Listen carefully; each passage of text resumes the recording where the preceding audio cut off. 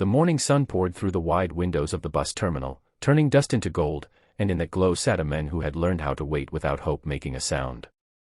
Marcus Hale had been waiting for love for so long that it had begun to feel like a myth told to children, something beautiful but unlikely to arrive for him.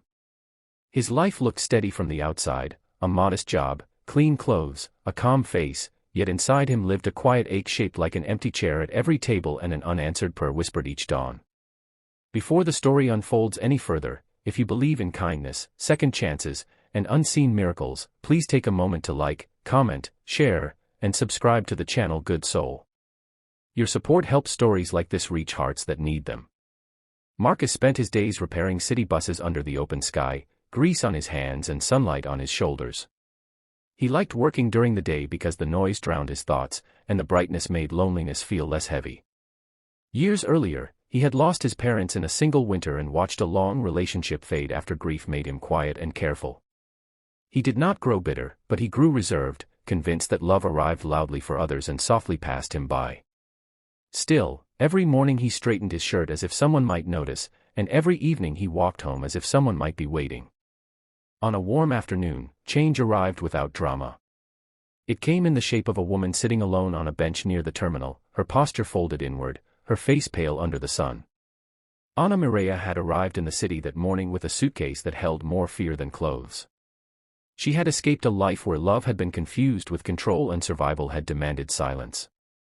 The city felt enormous, and the daylight made her feel exposed, as though everyone could see the trembling she worked so hard to hide. Marcus noticed her not because she was beautiful, though she was, but because she looked like someone bracing against an invisible wind. Over the next days, their paths crossed again and again under the open sky, always in daylight, always brief. He offered small kindnesses without expectation, a seat, a coffee, directions, never asking for anything in return. He did not realize he was practicing love the way he had learned it best, gently, patiently, without demands. Ana found safety in the predictability of those moments. The city remained loud, but Marcus's presence felt steady, like a railing on a steep staircase. She carried wounds that did not bleed but burned, and she feared leaning on anyone, yet something in his quiet consistency made her breathe easier. She needed help finding work, a place to stay, a way forward, and Marcus helped without making her feel like a burden. In doing so, he discovered that waiting for love had prepared him to recognize it when it needed him more than he needed it. As weeks passed, the days stayed bright and full of movement. Ana found temporary work at a daytime cafe, and Marcus began walking her there on his lunch breaks, not to guard her but to remind her she was not alone. He listened when she struggled, offered silence when words were too heavy, and never tried to fix what only time could heal. In loving her through her need, Marcus began to feel something unfamiliar grow inside him, a sense of purpose that softened the old ache. What Marcus did not expect was how love would circle back to him.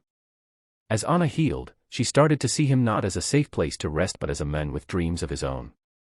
She noticed the careful way he treated people, the humor that surfaced in the sunlight, the hope he hid behind routine. Love did not arrive with fireworks, it arrived with peace. God had not sent him a woman to fill his emptiness but to teach him that love multiplies when it is given freely. Near the end of this journey, as daylight stretched long and shadows grew gentle, Marcus realized that his waiting had not been wasted. Love had found him not because he demanded it but because he gave it. Ana stood stronger now, and beside her, Marcus felt seen, needed, and chosen, not out of desperation but out of gratitude. If this story is touching your heart right now, please engage with this video by liking and sharing it, because stories of quiet love deserve to travel far. Before the ending, here is a special request for you. Please comment the word hope if this story reminded you that love often arrives disguised as responsibility. The sun dipped low that day, still bright, still warm, and Marcus understood that God's timing had been perfect. He had been waiting for love, but love had been waiting to pass through him first.